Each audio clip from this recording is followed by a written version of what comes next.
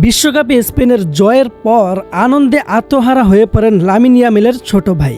আর ফ্রান্সের হারের পর কান্নায় ভেঙে পড়েন কিলিয়ান এমবাপ্পের ছোট ভাই। এক ম্যাচে দুই রকম আবেগের এই দৃশ্য এখন সামাজিক যোগাযোগ মাধ্যমে ব্যাপক আলোচনায়।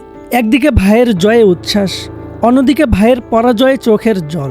এমন আবেগঘন মুহূর্ত সত্যিই সবার মন ছুঁয়ে গেছে। স্পেন 2-0 গোলে ফ্রান্সকে হারিয়ে ফাইনালে ওঠার পরই ক্যামেরায় ধরা পড়ে এই দুই ভাইয়ের প্রতিক্রিয়া। কি ঘটেছিল সেই মুহূর্তে, চলুন জেনে নেওয়া যাক বিস্তারিত। স্পেন ও ফ্রান্সের সেমিফাইনাল ম্যাচটি শুরু থেকেই ছিল দারুণ উত্তেজনাপূর্ণ। 2 গোলের আক্রমণ পাল্টা আক্রমণে ম্যাচটি ছিল জমজমাট। তবে সুযোগগুলো ভালোভাবে কাজে লাগিয়ে স্পেন 2-0 গোলের জয় তুলে নেয় এবং নিশ্চিত করে বিশ্বকাপের ফাইনালের টিকিট। অন্যদিকে স্বপ্নভঙ্গ হয় কিলিয়ান এমবাপ্পের নেতৃত্বাধীন ফ্রান্সের। শেষবাসী বাজতেই স্প্যানিশ খেলোয়াড় ও সমর্থকদের মধ্যে শুরু হয় আনন্দ উদযাপন। ঠিক তখনই ক্যামেরায় ধরা পড়ে দুটি ভিন্ন আবেগের দৃশ্য।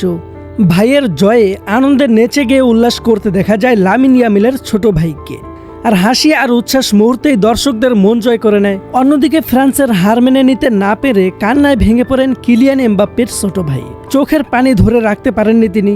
প্রিয় দর্শক, এই দৃশ্য আরও মনে করিয়ে দেয় ফুটবল শুধু একটি খেলা নয়, এর সঙ্গে জড়িয়ে থাকে পরিবারের ভালোবাসা, স্বপ্ন আর আবেগ।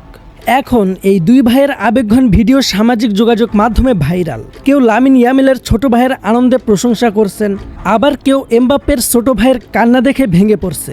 প্রিয় দর্শক, জয় পরাজয় খেলারই একটা অংশ, কিন্তু পরিবারের মানুষের কাছে সেই জয় কিংবা হার কতটা অনুভূতির, এই ঘটনায় যেন তার সবচেয়ে সুন্দর প্রমাণ।